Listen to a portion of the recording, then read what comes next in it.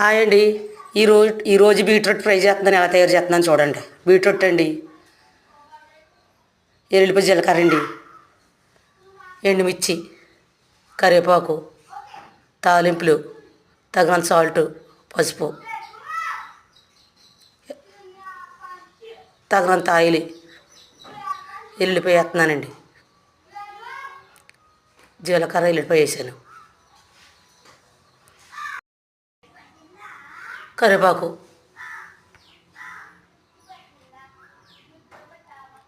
తాలింపులు,